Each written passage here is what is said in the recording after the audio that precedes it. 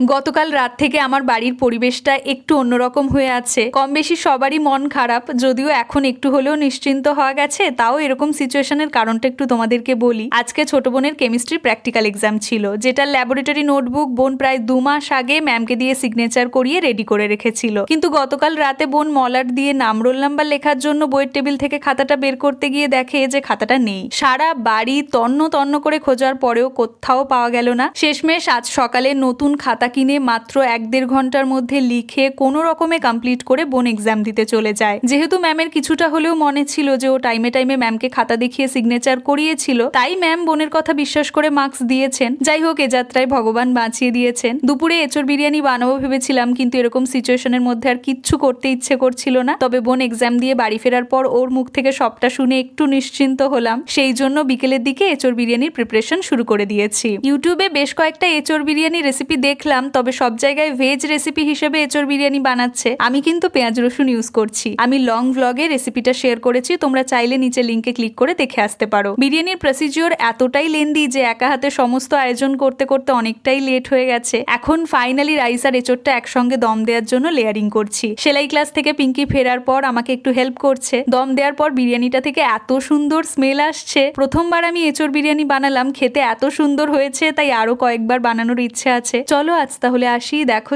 তোমাদের সঙ্গে পরের ভ্লগে। বাই।